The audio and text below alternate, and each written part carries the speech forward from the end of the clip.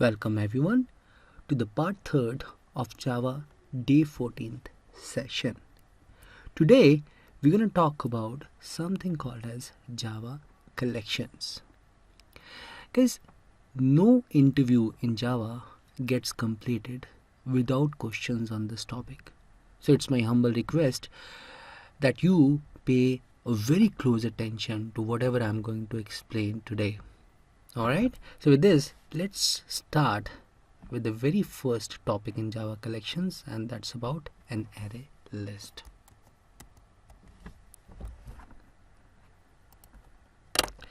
Because in the previous sessions, we talked about the concept of an array. So basically, we can create an array for any data type available, like string, like integer, for any user-defined type. So you can create an array of any data type.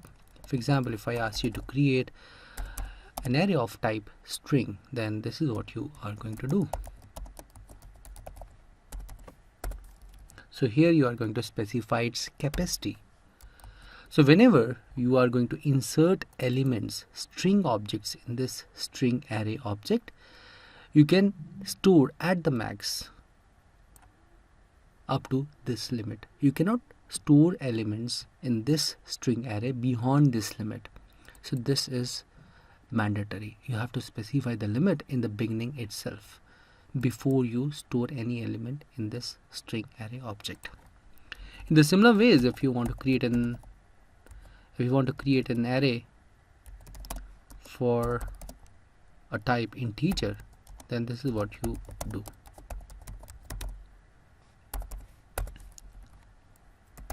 So here also you have to specify its capacity. Means you cannot store elements, integer objects in this integer array beyond this capacity.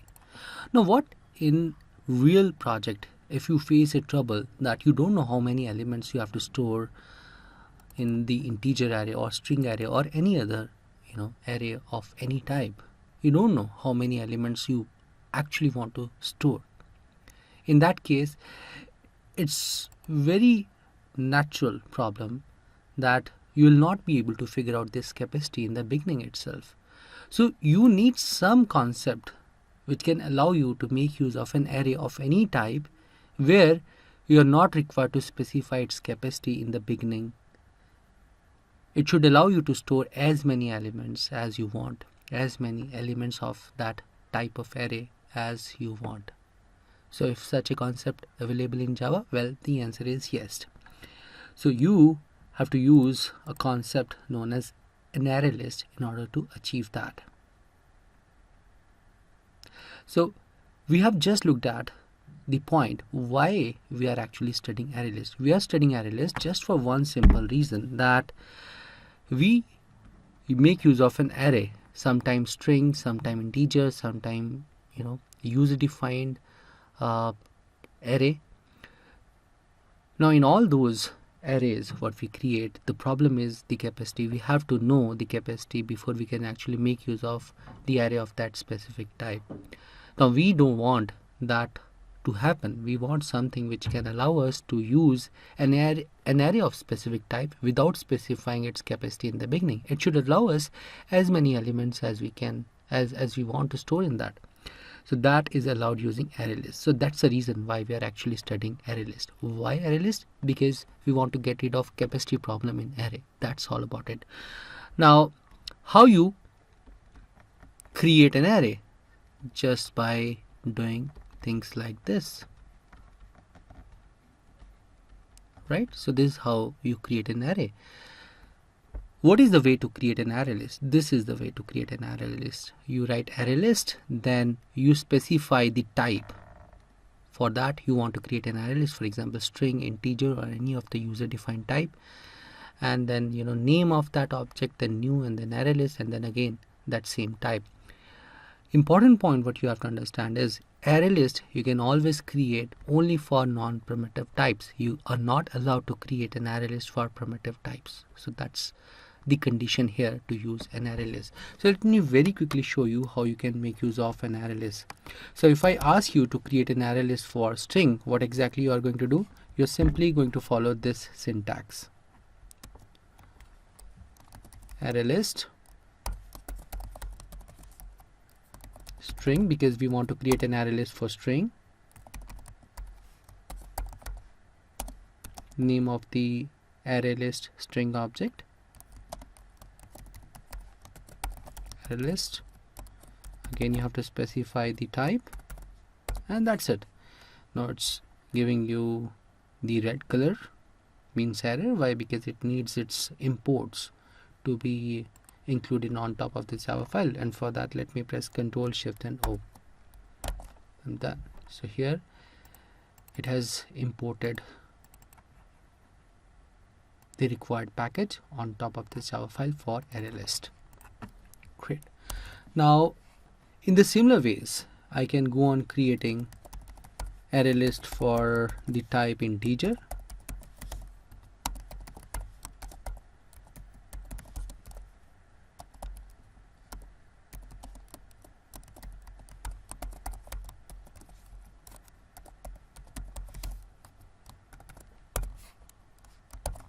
Or for any other user defined data type.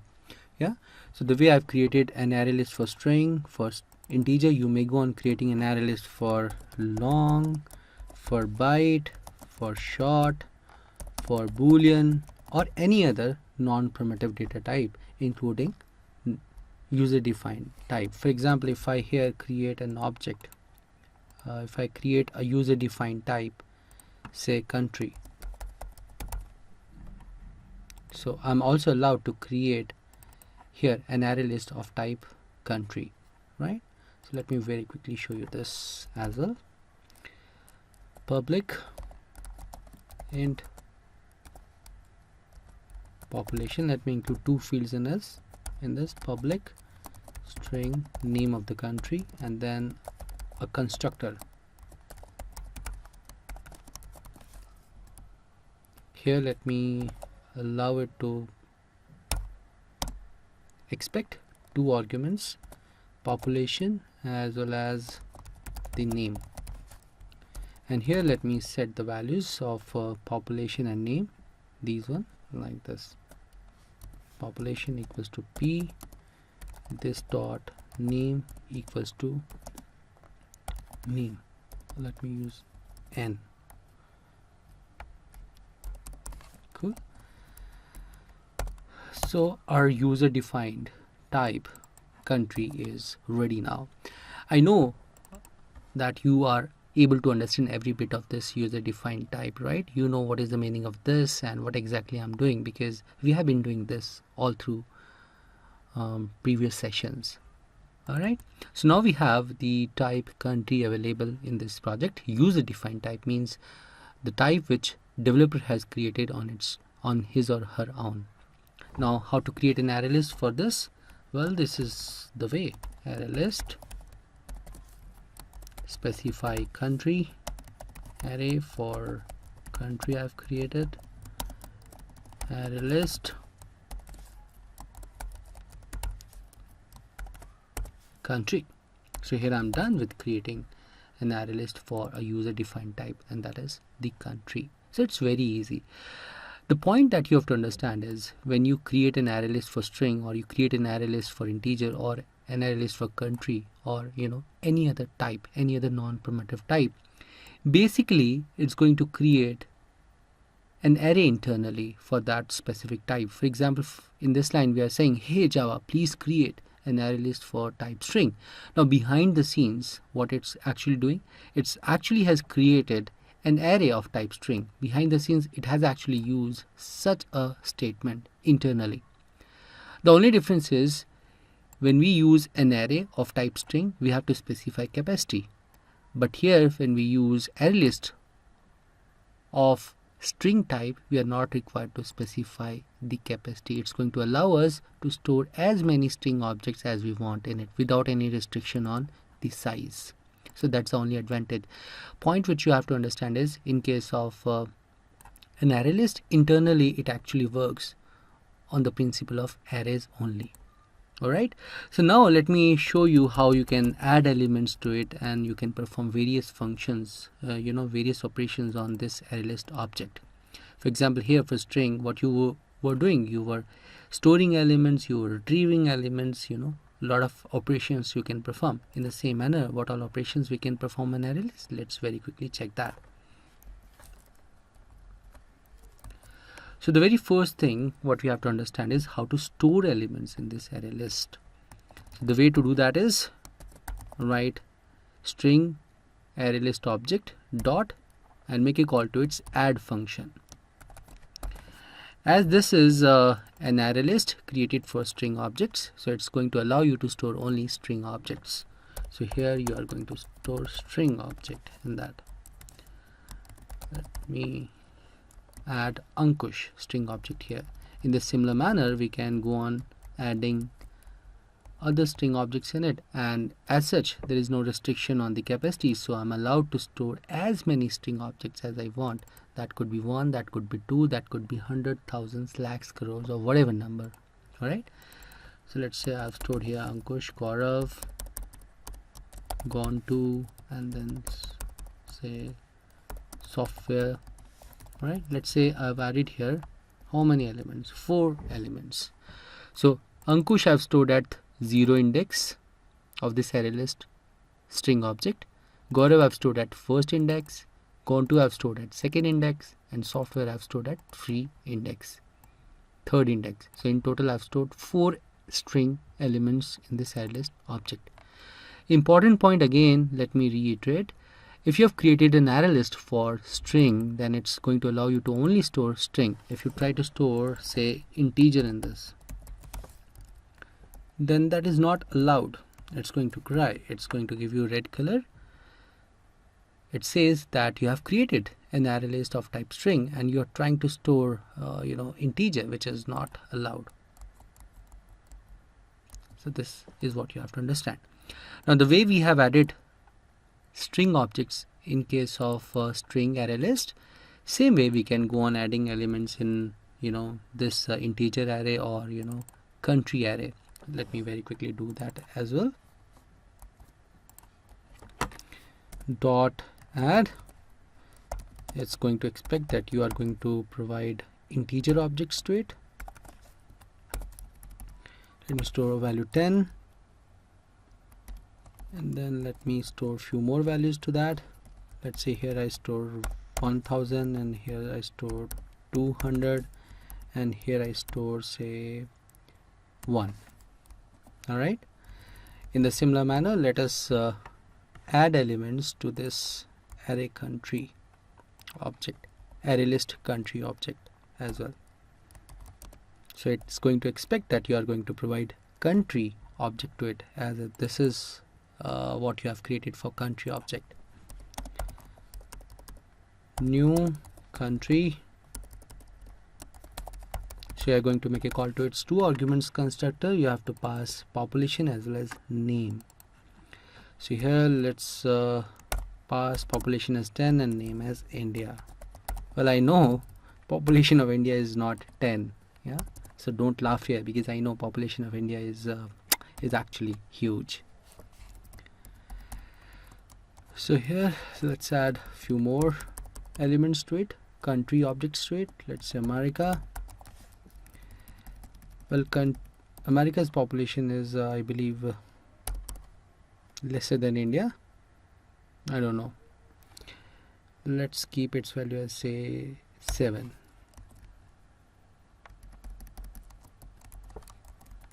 Then let's say one more country object, Bangladesh.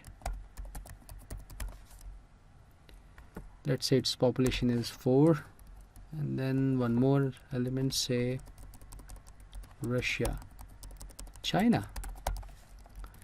Well, I know China's population is more than India's population, so let me give it a value 12. So here what we have done, we have created an ArrayList for the type string, for the type integer, for the type country. The way I have created an ArrayList for any of these types, you are allowed to create an ArrayList for any of the non-primitive types. Could be long with L capital, yes, Boolean, or any other type, whatever I showed you in the previous session. Alright, now this is the way how you can store elements of that specific type in an array list. for what you created an array list for. Now, what you have to do in order to display what all elements you have included in an array list of a specific type. For example, here in this array list of type string, we have added these 4 elements. Now, what if I want to display all of these elements? What is the way to do that? The way to do that is again very simple. What we have to do is we have to write the object string ArrayList object, and then we have to make a call to its iterator function. This function is available in ArrayList. So what it's going to give you, it's going to give you an iterator object, string iterator object, which will help you to basically retrieve all the elements what you have stored in this ArrayList object. Here also you have to specify the type.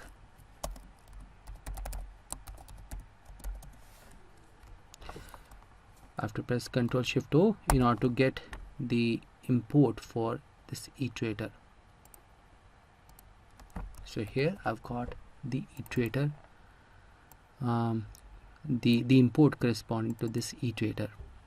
Alright, now why we have actually made a call to iterator, and what is this iterator? Well, this is simply an object which is going to be provided here, which is going to allow you to iterate through the elements of this particular array list.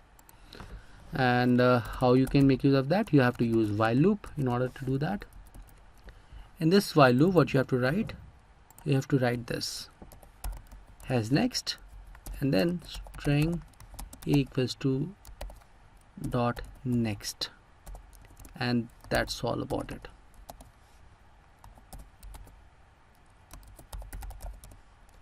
Alright, let me explain what exactly I've done here. This is the iterator object, iterator string object, what you have received. And what is this object for? This object is to retrieve all the values of this array list. This is its purpose. Now, how to make use of this object? You have to write while loop, a very simple while loop, and inside it, what you have to write? This has next. You have to make a call to has next function of this, and then next function of it. So whenever you make a call to next function of it, it's going to retrieve the string object what you have stored here, and it's going to iterate through this while loop, and is going to give you first this Ankush object, then Gaurav object, then Gontu object, then software object, and every time you receive an object, you are actually printing the value for the same. Let me show you this running, and then I'll explain more about the working of this iterator. Alright, here it is. So you stored all the elements in it, and then it got you the iterator object. Then using iterator object, you simply retrieved the elements. If you notice here, iterator has retrieved all the elements what you stored in ArrayList in the order you actually stored in that. For example, you stored Ankush first, then Gaurav second, then Gontu third, then software fourth, right? So here also it retrieved all the objects from this array list in the same order. First Ankush, then Gaurav, then Gontu, then software. Now let's try to understand how this iterator works.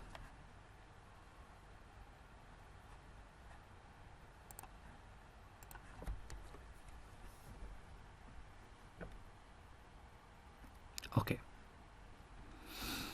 So how this iterator works? Let's say this is the RAM. And as I said, when you use ArrayList of any specific type, say here string, then internally it's actually consider this as an array of type string only. So this is how it works. So this is the RAM, and these are the partitions in that. Alright.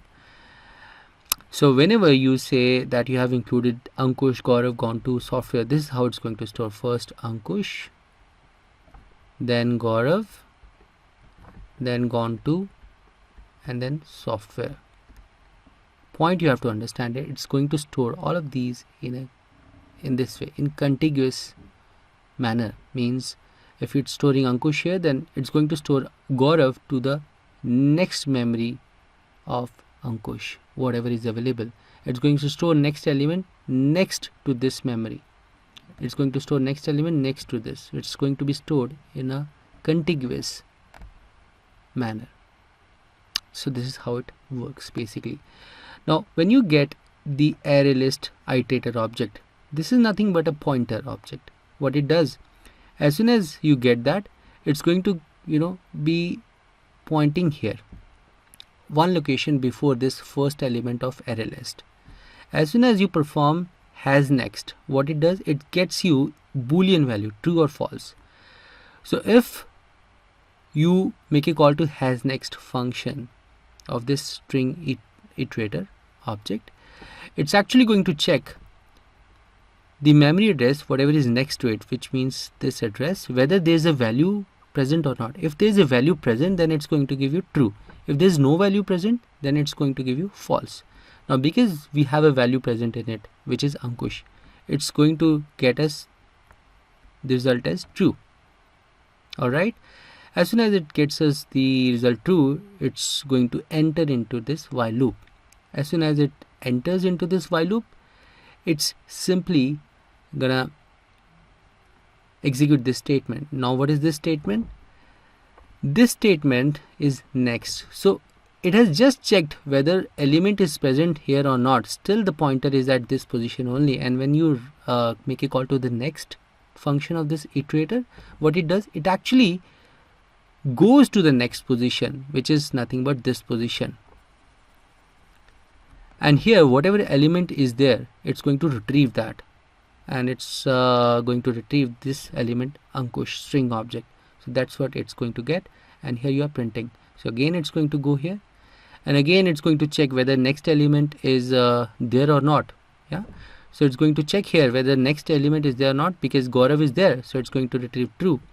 So it's again come here, and again the pointer is going to shift to next memory location, and again it's going to give you Gaurav string object. That's what you are printing. So it's going to go likewise, and in the end when it's going to reach over here, let's say it's printing and the pointer is here, it has already printed Ankush, Gaurav, gone to and software. Now when you are going to come over here, it's going to check for next element, whether next element is present or not, because there is no next element present. So here it's actually going to return you false. As soon as it's going to return you false, it's going to terminate this loop and it's going to come out of it. That's how this whole iterator concept works. Have you got it? Great, guys. So this is how it has actually printed this whole list, whatever we have added here. Now the way I've shown you this iterator concept working for this string ArrayList, same way you can make use of for integer or for country. Alright, so let me show you that very quickly. In order to make use of this iterator concept for integer, what you have to do, iterator, and here you have to specify what is that type what you have stored in this ArrayList, integer, right? So here you have specified that, and then integer, let's say we gave it a name integer itr, and then you have to write the while loop. That's all about it. Same thing, you have to use this to check the next element is present or not, and then you are simply going to get that, and then you will print it out, a dot int value. So this is how you print the value of whatever is stored in this integer object. You have to make a call to its int value function. The way we have used iterator over here, same way you can make use of iterator here for the country. So here I'll make a very small change. So this is this array country, and here it's country. Cool.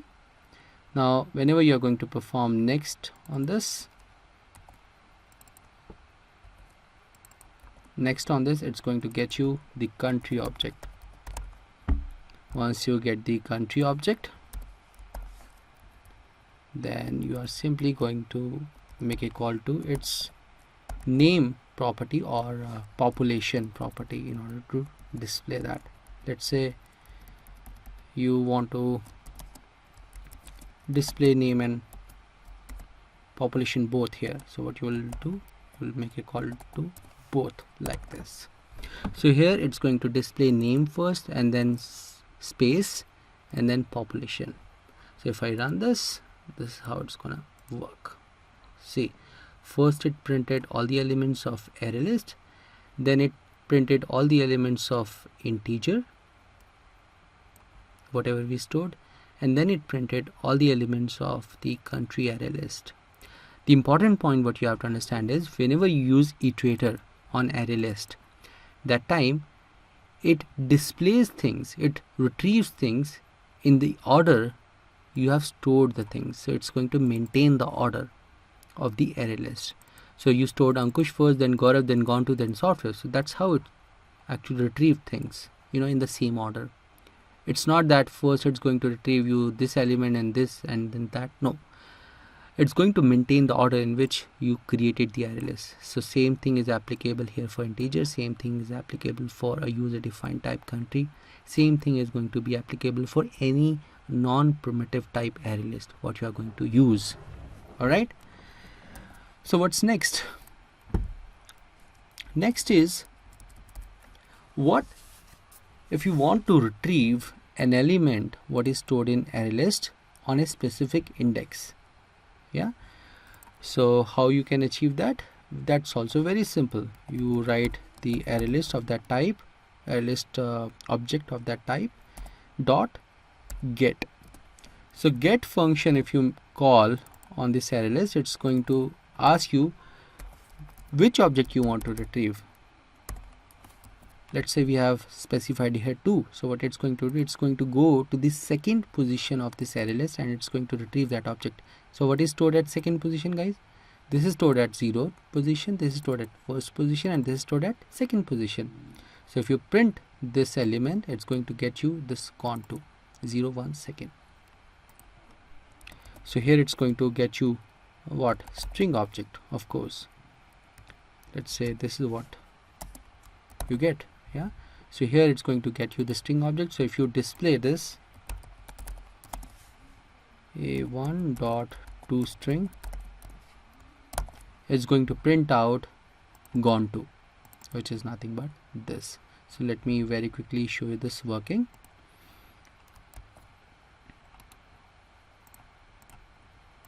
See, first it displayed the complete list, Ankush, Gaurav, gone to software, and then it printed gone to because of this statement. So it basically retrieved the element string object which is stored at second position. So the way I've used it for second position, you may go on using for any appropriate position. You may make a call to get position to retrieve 0th position, first position, second position, or third position, right? So this is how it works. This is the get function to retrieve an element which is stored at a specific index, at a specific position.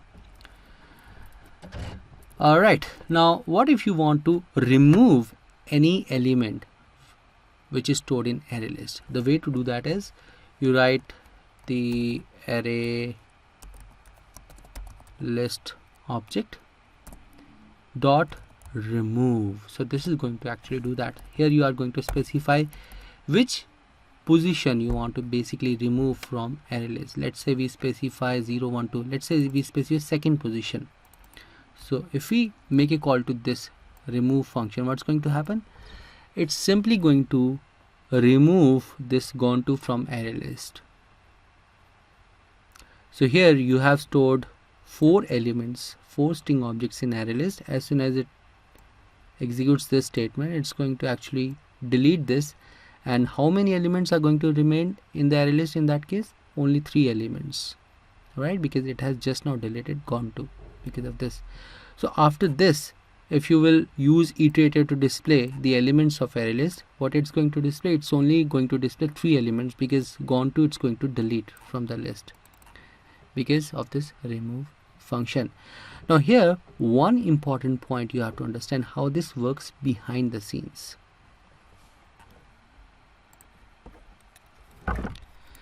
The way it works behind the scenes is also very simple. So this is the memory.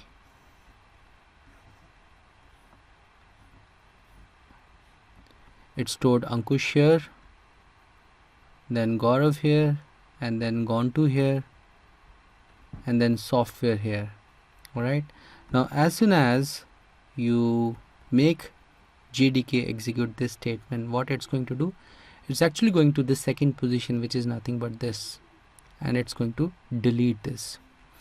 Now what you have to understand is when it deletes any specific element which is stored in the array list, what it does, it deletes that, and then it shifts all the elements what are stored at its right position by 1. So it's going to delete this, and it's going to shift this to its left by 1. And if there would have been some element stored here also, it would have been shifted one element, it would have shifted that element also to its left by 1. So whenever you delete any element, you remove any element from the array list, it's actually going to shift all the elements to the right side of that by 1 in order to fill up that gap, right? This is what you have to understand. So here it's going to shift software here, and it's going to delete this. So this is how it works. So now at 0th position you have Ankush, at 1st position you have Gaurav, and at 2nd position you have software. So earlier you were having gone to at 2nd position, but once you made a call to this remove function, this software got shifted by 1, and now at 2nd position you have got software. So this is how it works. So here after this, if you try to execute this,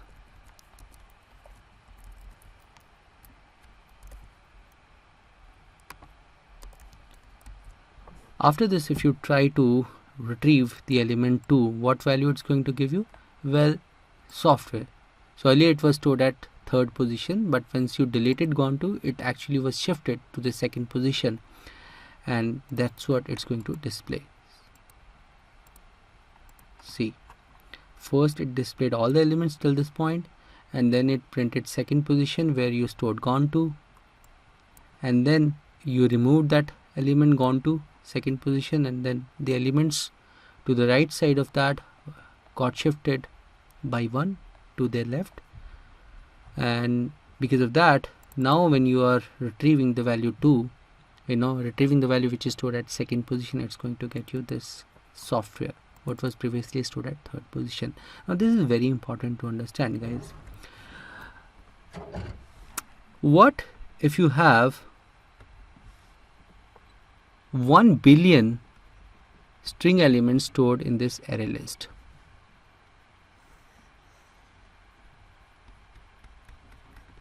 So on up to 1 billion number. Now it has got element, so you have filled up all 1 billion element, and you give instruction to delete the element what is stored at 2nd, this 1st position. Now what it's going to do, it's going to delete that, and it's going to move this element here, it's going to move this element here, this element here. So it's going to shift all the elements right to this by 1.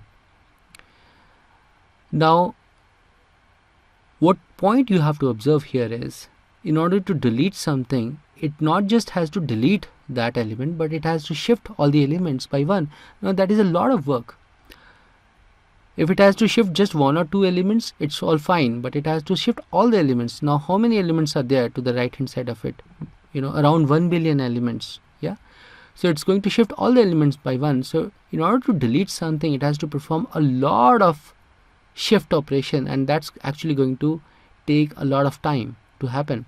So this delete operation is actually very costly in the sense it has to delete not just that element, but it has to shift all the elements also by 1, and that takes a lot of time. So if it takes 1 second to delete this, then it's going to take the time also to shift all the elements. And let's say in order to shift one element to its left hand side takes 1 second. Now assume you may understand how much time it's going to take extra to shift all elements. So 1 second for one shift.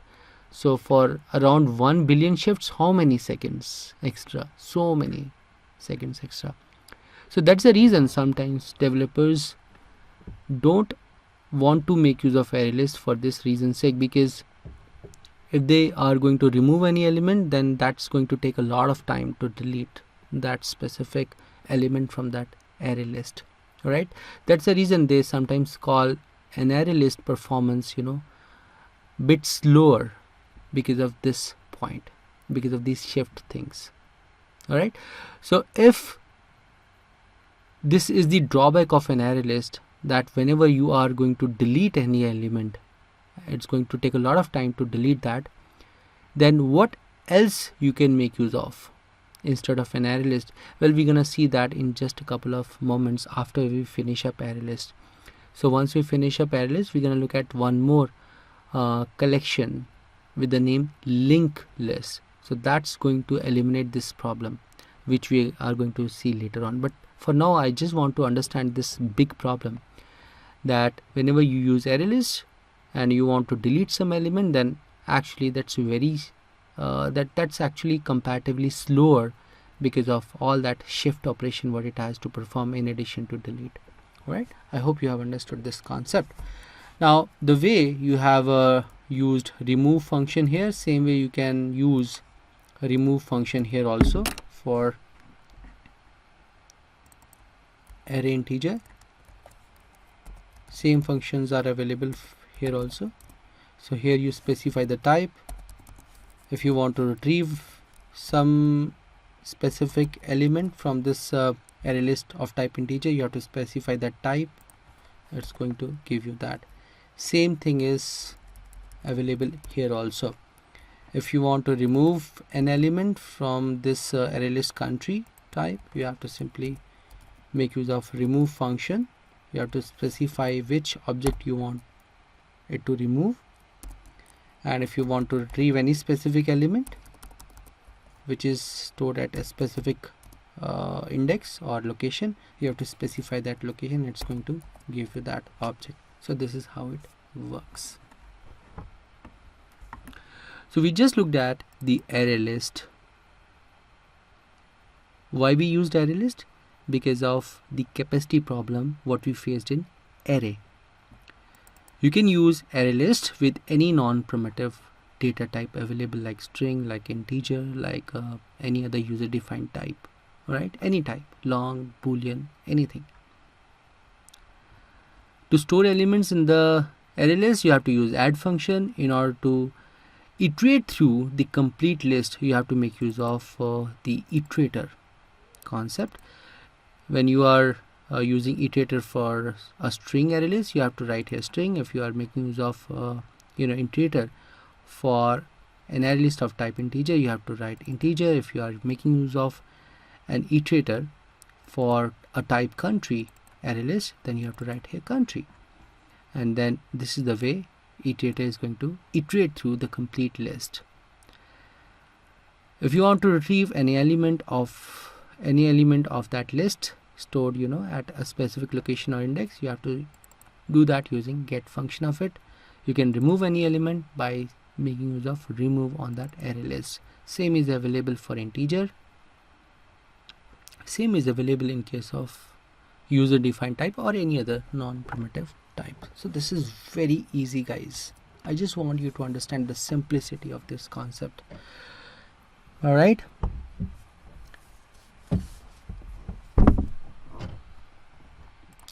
Now here we have so far been talking about how to make use of the array list in order to store elements, in order to display the elements in the order we have stored, then how to get that specific element, how to remove a specific element. Now here what I want you to concentrate on an important point. The important point is iterator is going to display all the elements it is going to help you display all the elements in the specific order, the order which you stored things in that array list. But it's not going to arrange things in ascending order or descending order. What if you want to arrange, what if you want to display the contents of array list string in the ascending order? How you are going to do that? So here, what ascending order means? Ascending order means the dictionary order, the lexicological order. So here Ankush comes first, then Gaurav, then Gontu, then software. So it's going to come on top, and then it's going to choose Gaurav or Gontu. Yeah. So here it's going to compare G with G, O with O, R with N. Now if we see, N comes first, then R, so it's going to be treated at second position after Ankush, and then Gaurav is going to come at third, and then software is going to come at fourth position. So this is how order, dictionary order works. This is how lexicological order works. So what if we want to display the contents of this string array list in the lexicological order or dictionary order? How we can do that? Well, there's a very easy way to actually achieve that. And what is that way? There is a class available in Java known with the name collections. What you have to do is you have to make a call to one of its functions known as sort. If you make a call to its function sort on this collections class and you pass that array list to that, what it's going to do? It is simply going to rearrange the elements of this list in the lexicological order.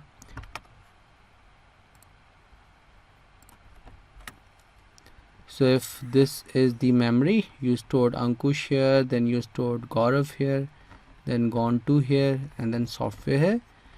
Once you make a call to this function collections.sort, you make a call to sort function of collections and you passed array list to that, it's going to rearrange this whole list in a new order, and that is which order? Lexicological order, dictionary order. Or it's going to store Ankush here, and then it's going to store Gontu here, it's going to store Gaurav at this position, and software is going to be remained at this position only. So whatever is lexicological order, it's going to rearrange. Now if you try to make a call to get function at second position, which value it's going to give you? Definitely this new position of Gaurav, which is nothing but second position. So at second position you will get Gaurav, at first position you will get Ankush. So it's basically going to rearrange the list for you. So that's what is the purpose of collections.sort function on this array list. Now in case of numbers, integers, if you are going to make a call to, what's going to happen? Let's see. Collections.sort. Here if I pass integer array list, what's going to happen? It's going to sort in ascending order. In case of string, it's going to display things in lexicological order. In case of integer, it's going to display things in ascending order. Alright, which is nothing but first it's going to display 1. It's going to arrange this whole array integer array list in the new order, where this object is going to be repositioned at 0th position. This is going to be repositioned at first index. This is going to be repositioned at second index, and this is going to be repositioned at third index. So after this line, if you want to retrieve any element out of it, it's going to be printed in that new order, whatever is going to save. Make sense? Now how about this? We know for string we can Java can arrange things in lexicological order. All right, for integer, if you want to display things in ascending order, it can display as per the value of that integer, right? Now in case of country, what order is going to give you? If you are actually going to make a call to collections.sort and you are going to pass that array country, to that, what order it's going to give you? Well, you cannot comment on that. Why? Because in case of string, it was clear that it can use the value of that, and here it can use the value of this integer, but here you have two values in it instead of one. You have int 10 and you have India. Now if it orders things in lexicological order, then it's going to arrange this whole array list of country in a different order, and if it orders this whole array list of country according to the population, then it's going to display things in a different way, right? Now which order you want, that depends on you. Are you getting my point? If you want it to collections.sort to order this array list as per this population, then you specify that, hey, I want it to be sorted based on the population. If you want it to be sorted based on this name, then you specify there to collections.sort method that you want it to order things based on this. Now what is the way to do that? The way to do that, guys, is very simple.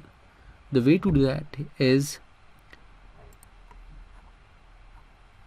you have to write something very special to this, known with the name comparator.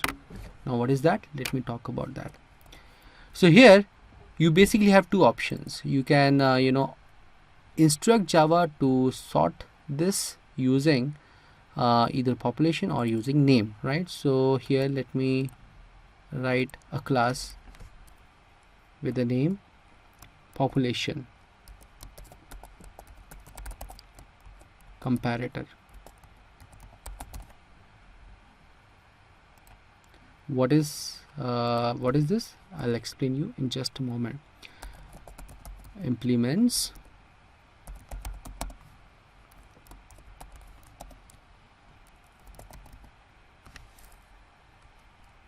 comparator, and here you have to pass the type. What is that type? Country.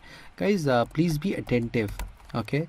You'll be able to understand it in just a couple of moments, but I want you to be very, very attentive here to understand this fully, okay? Don't feel like something big has come up which you cannot understand. No, there's nothing like that. It's very easy. It's just that you are seeing it very first time, so you may find it little difficult.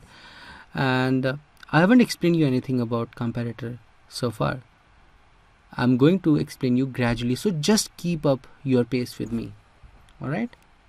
So what you have to do, you have to create a class. You can give any name to that. I've given population comparator, which implements an interface known with the name comparator, and to that you have to use country in less than or equal to, because you are developing the comparator class for country type. So this class you are actually going to make use of here in order to tell collections.sort method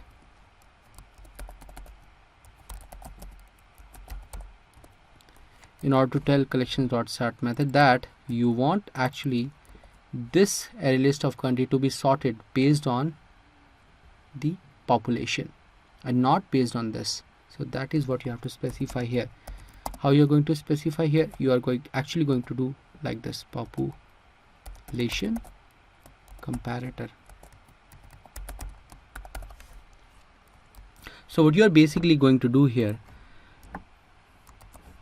you are going to make a call to sort function of collections class. You're going to pass array country, but here this is going to be confused, on what basis it's going to sort this, on what basis it's going to arrange this array list.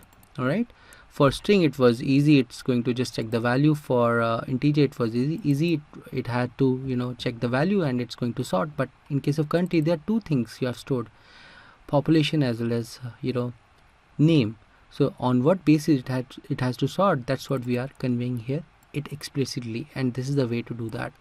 You have to write here the class name, based on that it should actually arrange things in the order. Now here we have written population comparator. Same way you are going to make use of the name comparator, which I'm going to show you in just a couple of moments. But before that, let's complete this. So in this population comparator, what you have to do basically, so this is the interface comparator. Okay, this is the interface available in Java which you have to implement. Now, as we learned things about interface has got only method names without body, right? And why it is crying? Because it says there is a method which is present in comparator which you haven't implemented yet. So here it's crying only for that reason's sake. So here I'm actually forced to implement that method which is present in comparator, which I haven't implemented so far. Now what is that method? There's a shortcut to know. Well, first way is to look at this comparator class and know what all methods are there which you have to implement. Second way is it's showing red color over here, right?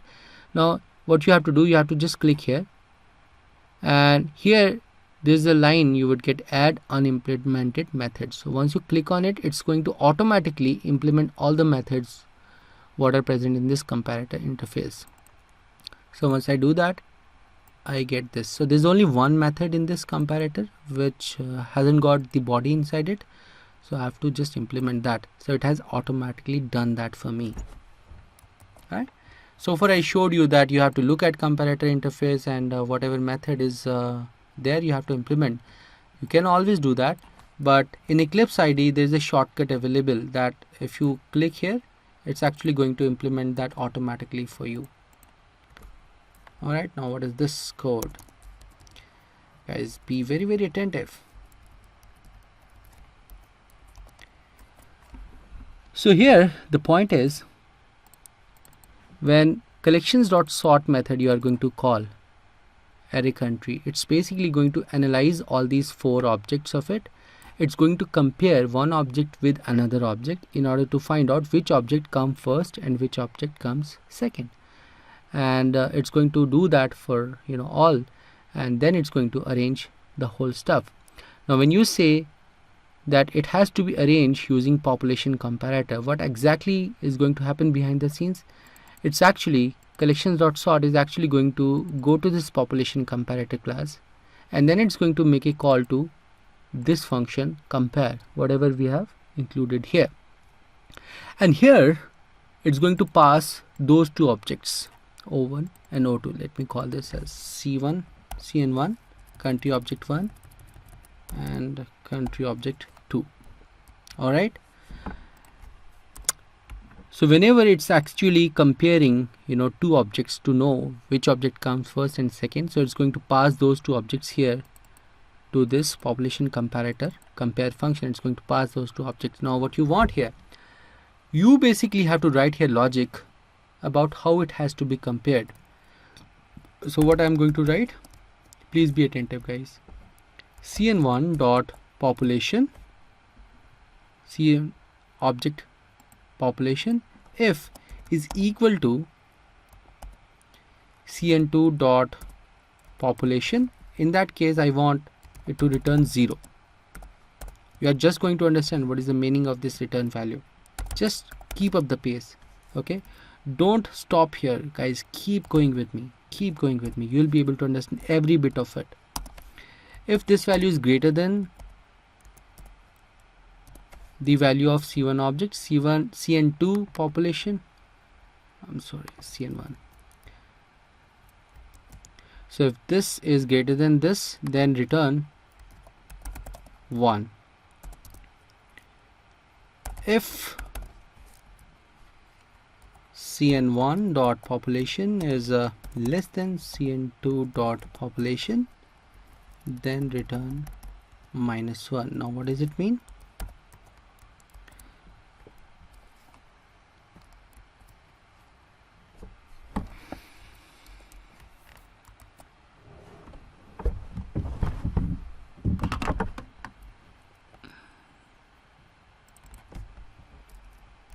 Else if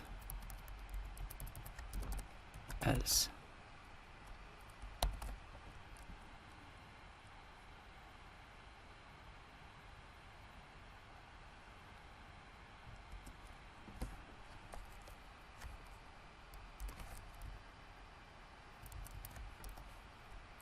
right guys? So this is how you use if, else, if, else, right?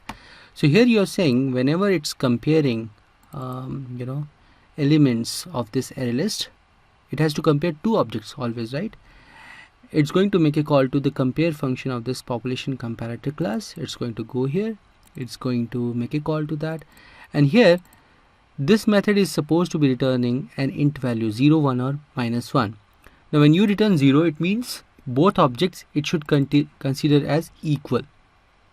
It doesn't matter which object comes first and which object comes second. It's going to consider them equal. This collections.sort is going to consider both objects as equal. If population comparator, compare function is going to return 1, then what it means?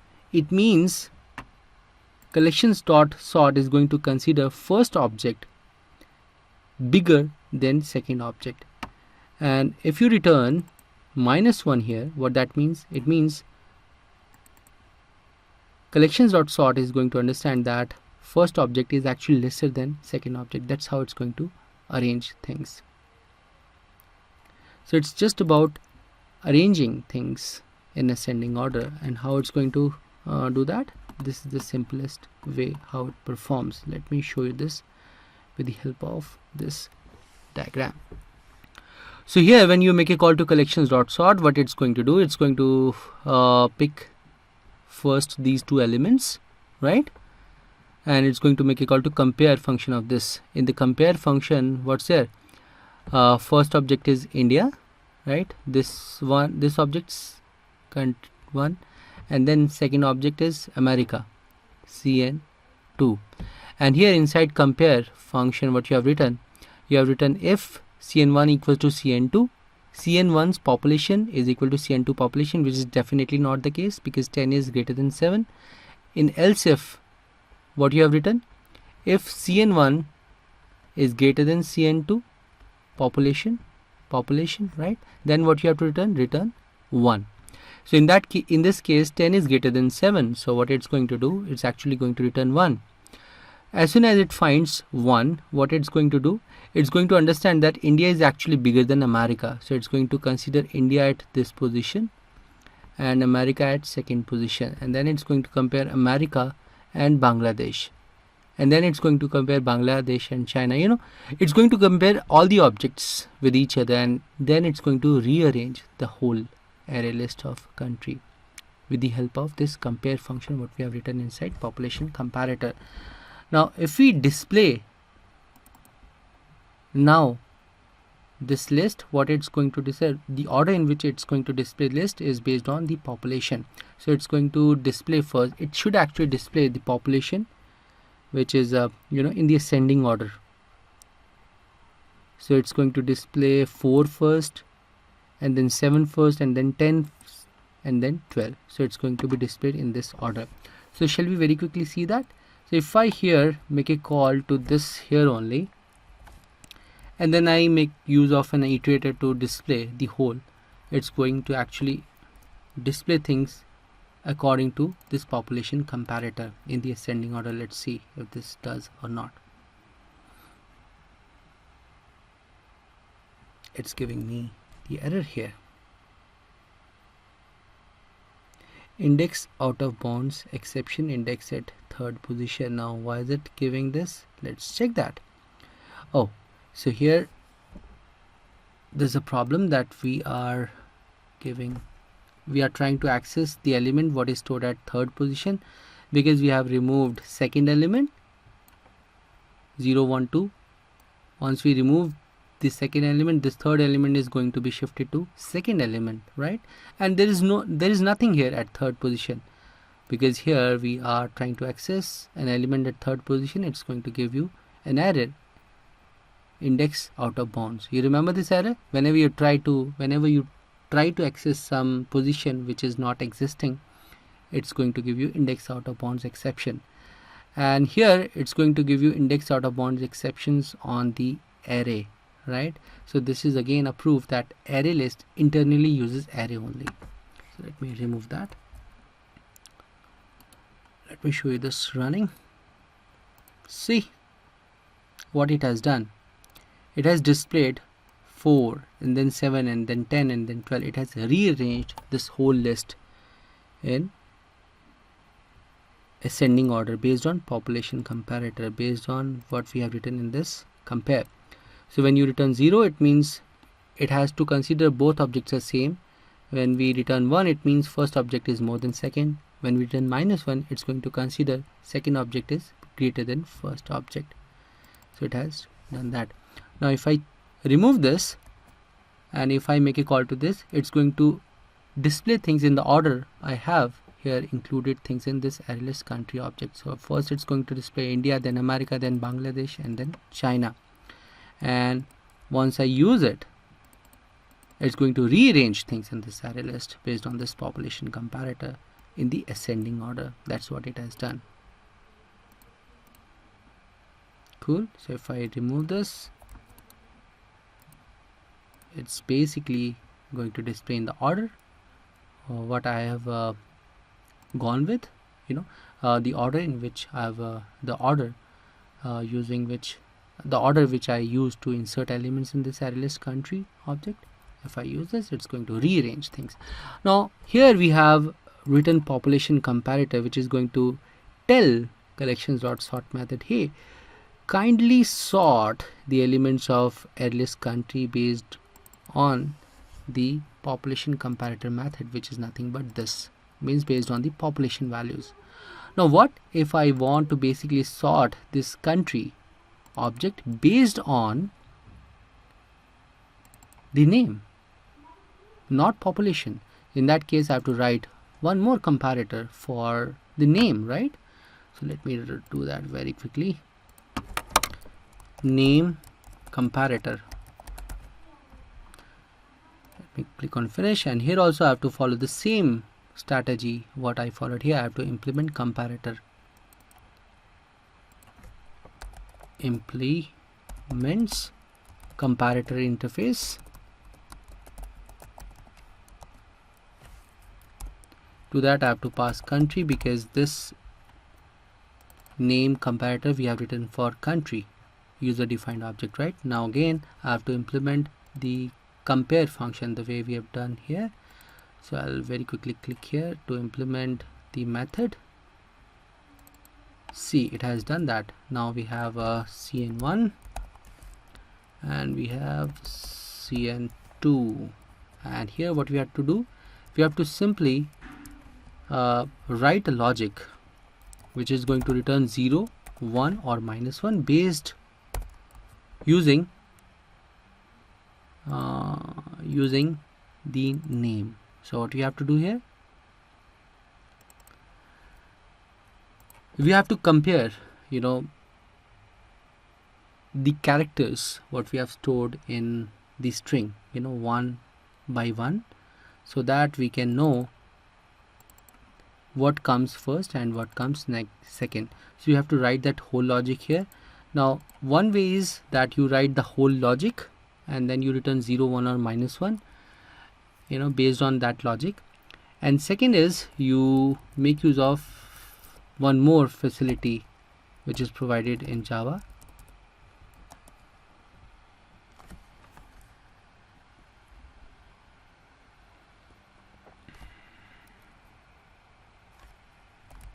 which is about making call to the name function of main name property of that. So cn1 is having the name property. So what we are going to do, we will go here to the name comparator and we'll make a call to its name property, and then we have to use a function called as compare to, and here we have to write cn2 dot name. That's it. So what it's going to do, whenever we make a call to compare to function on any string object and we pass another string object to that, it's actually going to give you 0, 1 or -1 based on whether this object comes first or next, comes first or comes before or after this object based on lexicological order. So this is how it works. If I am not using this compare to function, then I have to write here complete logic myself in order to identify whether cn1 comes first or cn2 comes first by comparing every character of name property of this and name property of this to understand whether I have to return 0, 1 or -1. That's a bit tough to do that, and there's a direct function available compared to achieve that, so I'm making use of that direct function. So once this name comparator is ready, I can actually make use of the same here. Instead of this population comparator, I can use name comparator, and once I use that, what it's going to do now, it's going to go to the name comparator compare function. It's going to pass two objects, in order to sort this whole list. Always it's going to pass two objects, and depending upon what results it gets by passing many times two objects of this list, it's going to rearrange this whole list. So it's going to make a call to this, and it's going to be compared, name of this and name of this is going to be compared, and accordingly 0, 1 or -1 it's going to return. This comparative function is going to return, and accordingly it's going to sort out this whole user defined array list, that is country, and it's going to display. So now we are doing things using name, right? It's going to compare name, that is string. So now what it should display, it should first display which one? It should first display America, because A comes first. So lexicologically, dictionary order wise, America comes first, and then Bangladesh, because B comes next, and then it's going to display C, and then it's going to display I, that is India. So it's going to display A, America first, then Bangladesh, and then China, and then India. Let's see if this works or not. See here, that's how it is working. America, Bangladesh, China, and India. Now the important point what you have to understand is, in case of string, when you use collections dot sort, it automatically sorts the whole array list of string based on dictionary order or lexicological order. When you make a call to collections dot sort on an array of type on an array list of type integer, it's going to see the value and it's going to arrange things in the ascending order based on the values of that. But when you do things with any user defined type and you want to make use of sort functionality there, it's mandatory for you to have the comparator class available. So based on what property of that user defined object you want to sort, you have to explicitly create in your project. You want to sort using name property, then you have to use name comparator. If you have to sort based on population, then you have to use population comparator. It's going to simply make use of the compare function what you have included here. Inside compare function, you have to write a logic which is going to return 0, 1 or -1. So these values simply tells sort function whether first object is equal to, bigger than, or lesser than the second object, and accordingly it's going to sort out the whole list. And here also you have to write that whole logic which is going to return 0, 1 or -1, because that logic is going to take some time for me to write. So here I'm using its function compare to. So you can make a call to compare to function which is available for every string object, which is going to basically return you 0, 1 or -1, and accordingly it's going to sort out the whole list. Now here an important point what you have to understand is, for this array country array list object, you want it to simply sort, and when you use collections.sort, you use name comparator or population comparator. So you explicitly told sort that, hey, I want it to be sorted based on name comparator or population comparator. Now what if you don't want to use that? What if you don't want to basically use any comparator here? You want it to use by default population or by default name.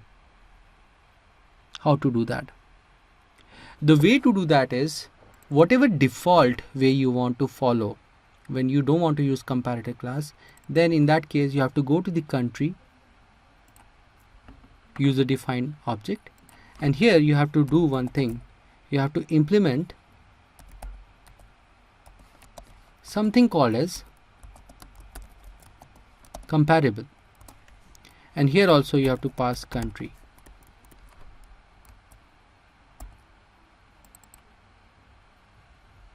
And because you are implementing an interface over here, so you can implement its method, and what you are going to do here, same logic you have to write here. So now here you can specify you want to do it based on the name, or you want to sort it based on the populations. You have to write. So if I write here based on this population, what I have to do, I have to copy the contents of it. I have to simply go there to this country. I have to simply specify here this. Now here this O,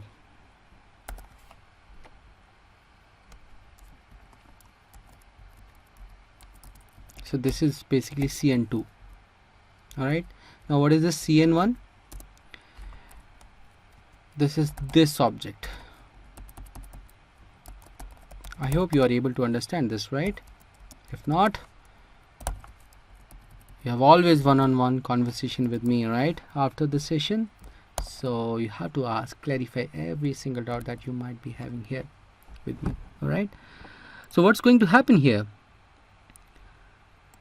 Whenever you make a call to sort function without applying the comparator class, then what it does, it basically every time is going to make a call to this function to understand whether first object is bigger than second object. So it's going to make a call to compare to function on this object first. So it's going to make a call to compare function, compare to function on this object. It's going to come over here, and here it's going to pass the second object to that, which is this object.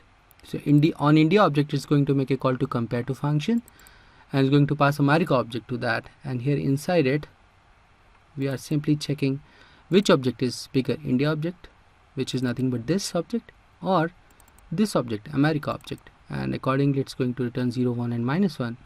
So it's going to make a call to compare to function for all the combinations here, and accordingly it's going to rearrange things.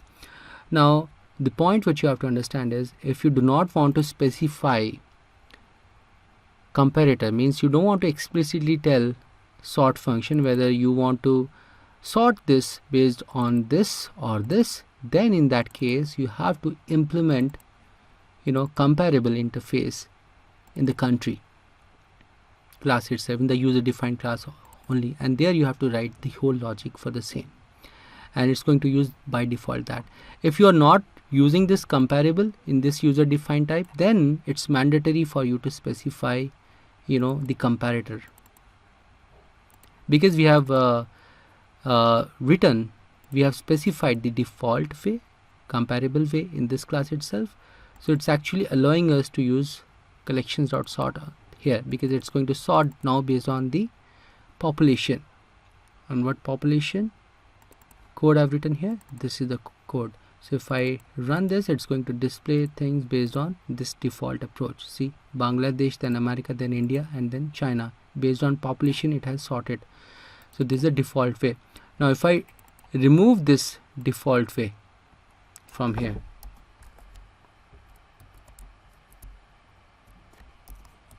then in that case it's not going to allow me to write this. It's showing me the error. It says either provide me the default way so that I can sort this whole array list of user defined object, or tell me based on what comparator I have to solve. So here when we have not provided default way, then it's mandatory for us to write that comparator argument to that, otherwise it's going to give you red color error. So here you have to write new population comparator, or you have to choose name comparator. The point which you have understood is, in case of a user defined type, if you want to make use of sort functionality, then you have to write comparator so that you can explicitly tell on what property, based on which property it has to sort the whole list. And if you don't want to make use of the comparator class, then you have to provide the default way of comparing two objects that you can do using comparable interface implementation this way. So here you wrote things to be arranged using population. If you want, you can copy this whole logic to tell that by default it has to arrange things based on the name.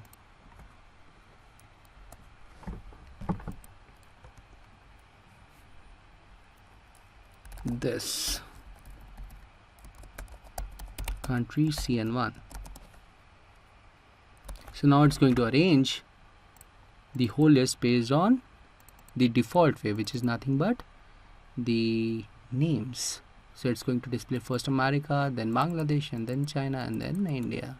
This is very simple. See, America, Bangladesh, China, and then India. So what all things you learned today? You learned the concept of an array list.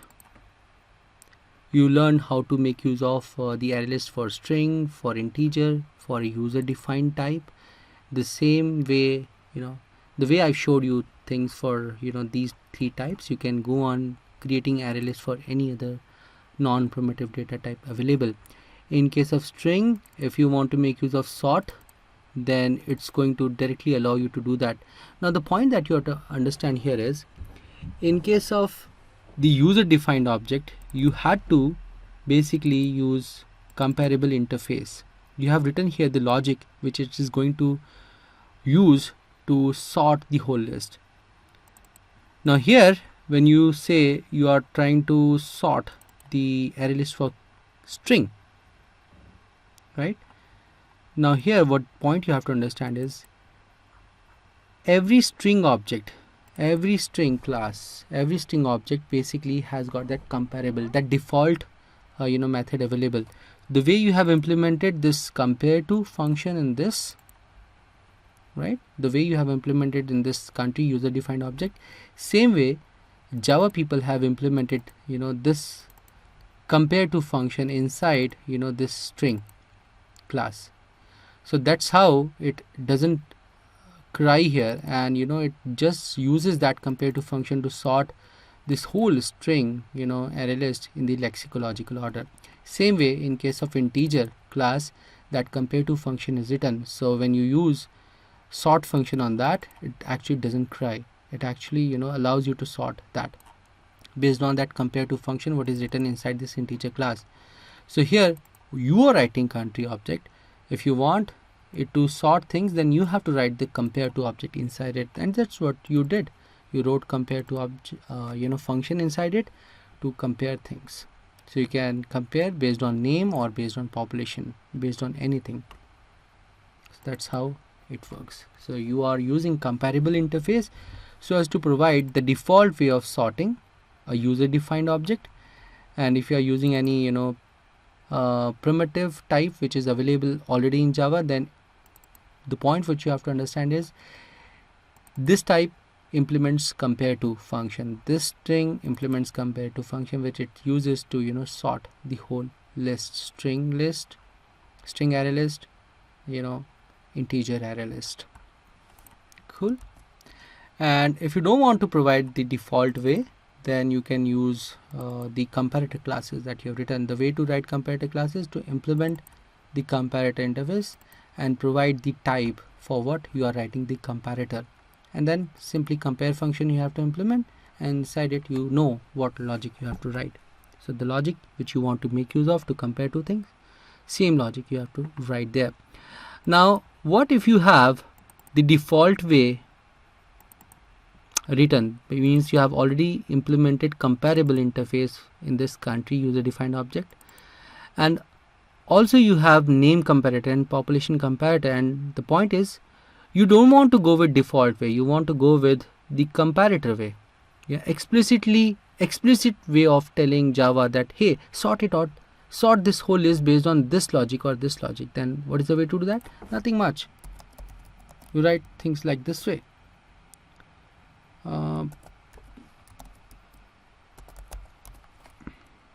So here, whenever you are going to specify the comparator, Java is not going to use the default way, it's actually going to use the comparator way, whatever you have provided. So here, if you look at this, it's using name way to compare two objects of this country. So it's going to sort based on the name, the whole ArrayList country object. But when you have specified population comparator here, it's going to simply override that. Means it's not going to use this default way, it's actually going to make use of this comparator way. So my suggestion is, see, it has done things using population way. So my suggestion is, whenever you store any user defined type in ArrayList, then write there some default way. So when you are not going to make use of any comparator, then collections.sort is going to actually make use of that. But if you want to use any specific comparator, if you want to sort the list based on any specific property of that, then you used comparator. Cool.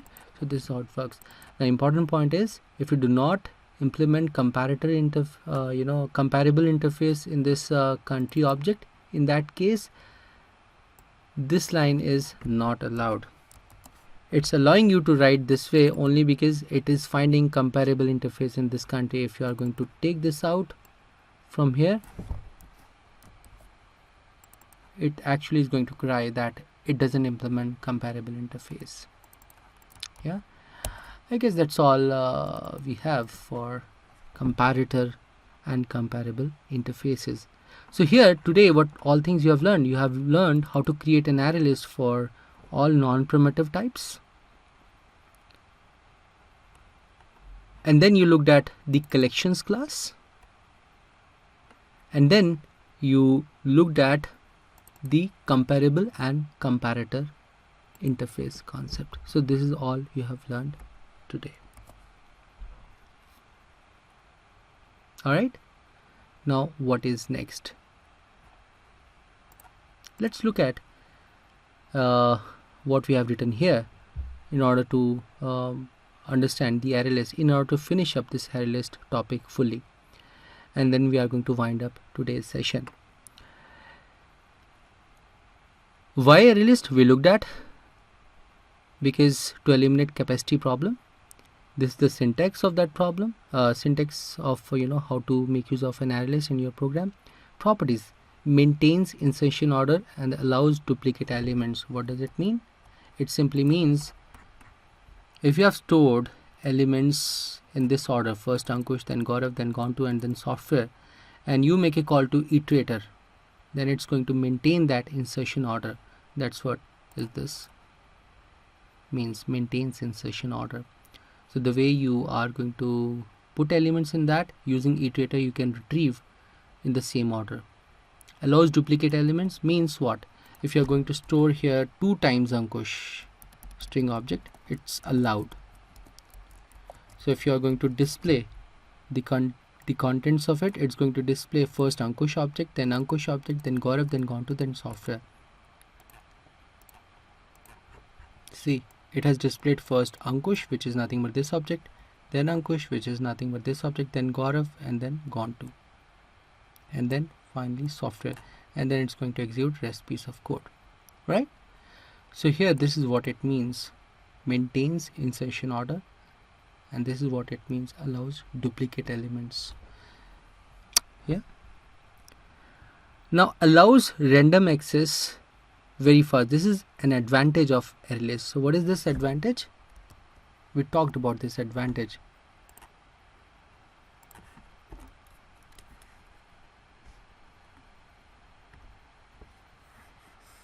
So this is the memory. You have stored Ankush here at 0th position, Ankush at 1st position, Gaurav at 2nd position, Gontu at 3rd position, and software at 5th position, right? Now if I ask you, hey, please get me the element which is stored at 2nd position, then JDK knows where this 2nd position is. It will go here. It will directly go to that 2nd position, 0, 1 second. So this is the 2nd position. It's not going to look at this. It's not going to look at this. It's not going to look at this. It's not going to look at this. So whenever you specify the position, it's going to directly go to that position and it's going to get you the result which is stored there, Gaurav. So it's actually very fast in that way, right? Whenever you want to retrieve any element in the array list by specifying its index, then that's instantaneous. It's directly going to go to that location and it's going to fetch that value. It's going to provide that. That's what I've written there. See here. Allows random access, so very fast. So it can whichever position you are going to specify, it's going to go to that position directly and it's going to fetch that element. So we say that it's very fast. Now what is the disadvantage of this? The disadvantage of using an array list is the one that I talked about earlier. If you are going to remove any element, if you are going to remove any element from the array list, what it's going to do, it's going to shift. It's going to first delete that element. Let's say you want to delete Gaurav. It's going to delete Gaurav, and then it's going to shift all the elements right to this element by 1. So that's actually a very costly operation. So that's what I mean here by disadvantage. A lot of shifting needs to be done if an element is removed from an array list. So manipulation is very slow. So whenever you delete things, it's actually very slow. And then there is one more point I've written here: slower, as its capacity is increased by 50% from current upon getting filled up completely. Now what does it mean? Let's try to understand. Guys, I said that internally an array list is an array only. So whenever you write this statement, what it does behind the scenes, actually this is very important to understand, guys, so please be attentive. Whenever you write this syntax, what it does behind the scenes, it actually creates an array of type string having a capacity 10 always. So behind the scenes it actually creates an array having a capacity 10, 1 2 3 4 5 6 7 8 9 and 10.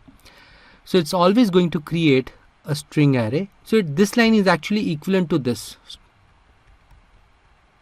new string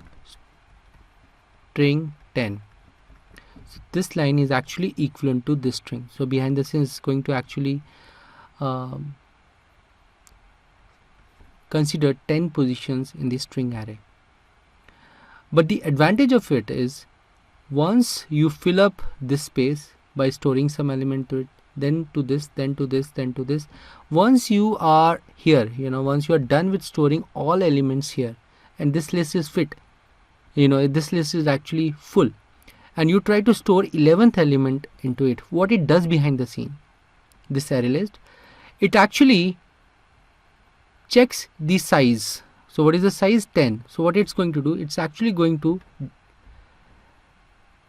add capacity to this, half the size, half of its current size. So what is the current size? 10. So what it's going to do, it's going to do this 10 divided by 5, 5.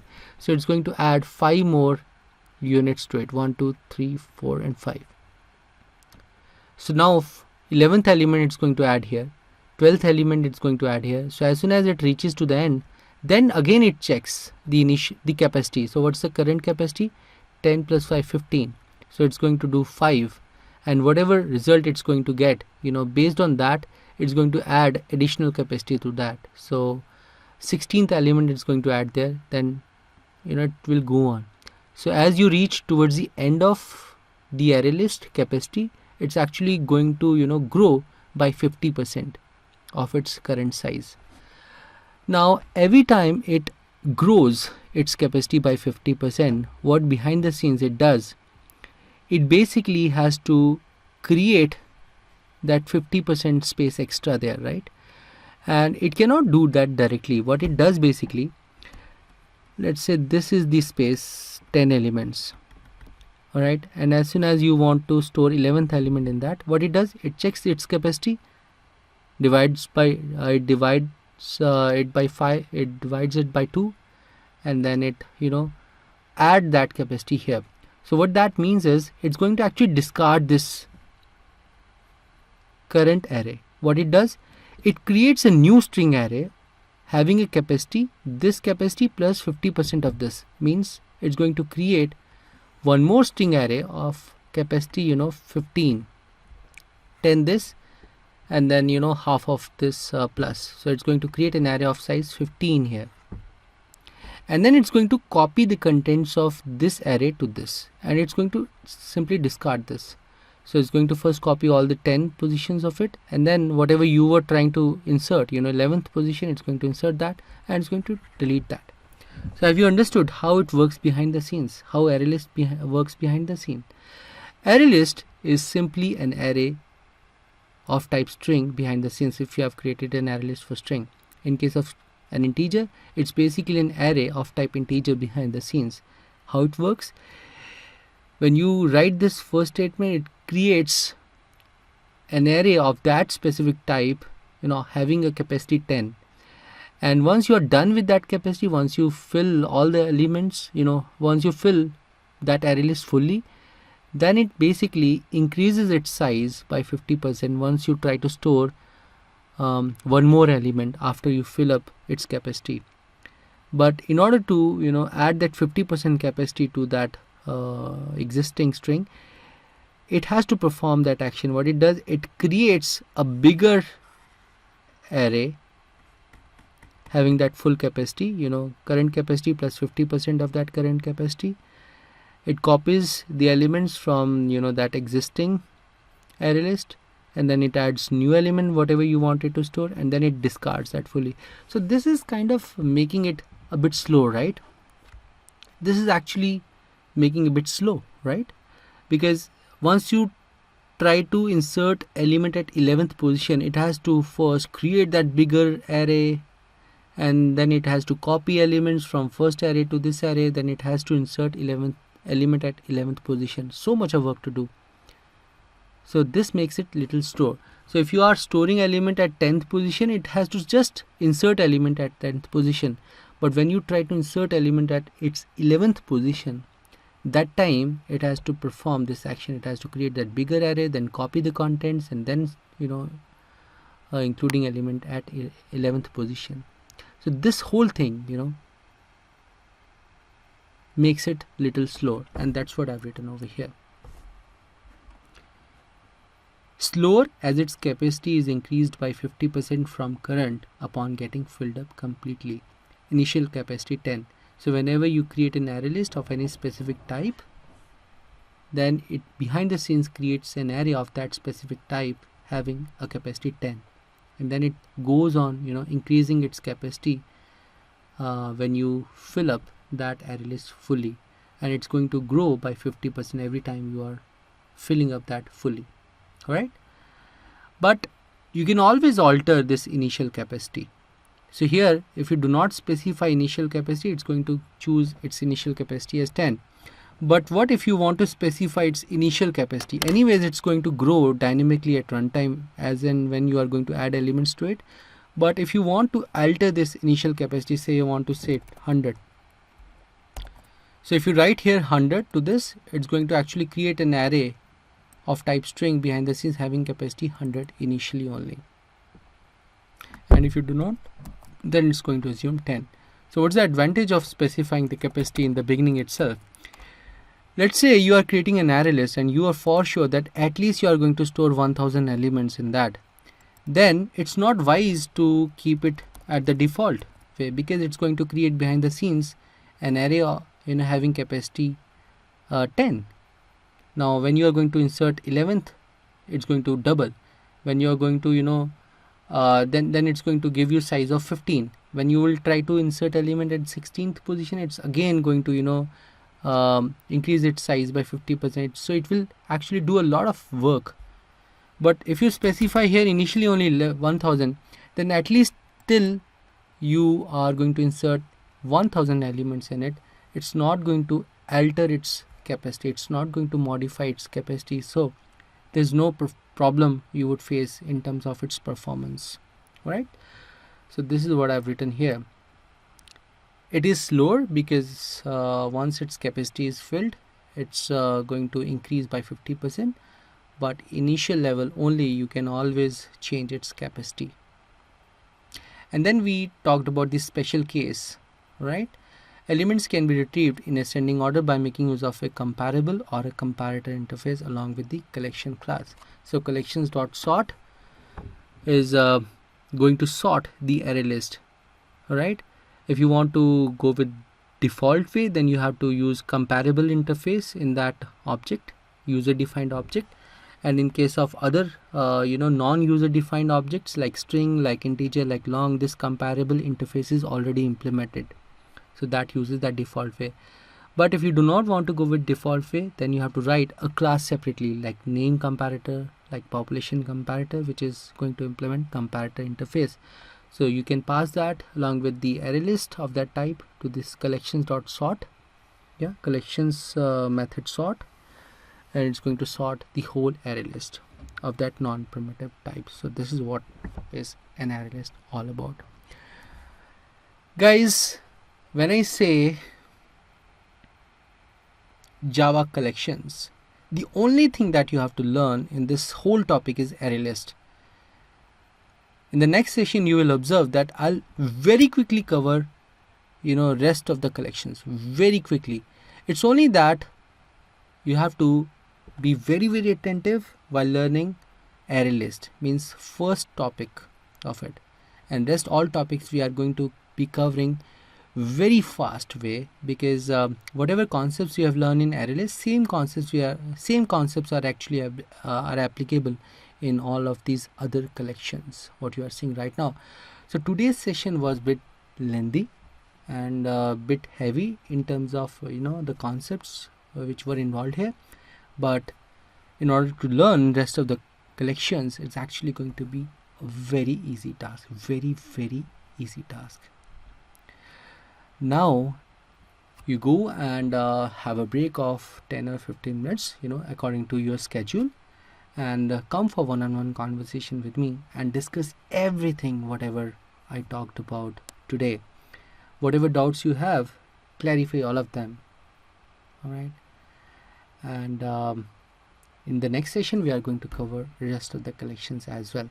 In first session we covered only array list, and you will see in the next session we are going to cover all of these collections. So easy, so simple. So whatever practice you are going to perform today, you are going to whatever practice you are going to do today for array list, that's going to be very, very helpful for you to understand rest of the things. And this topic, Java collections, is very important, guys. So do not skip this topic, do not skip one-on-one conversation for this topic, do not skip practice for this topic. This is the most important topic. No Java interview is completed without questions on this topic. So just do this. It's very easy. It's only that you have to practice and you have to clarify all the doubts you might be having, which you might be having after going to today's session. All right. So with this, let's wind up today's session. Let's catch up in the next session. Before your next session, you have to come for one-on-one conversation. All right. So I'm waiting for you there. Thanks for joining me, guys. Have a wonderful day.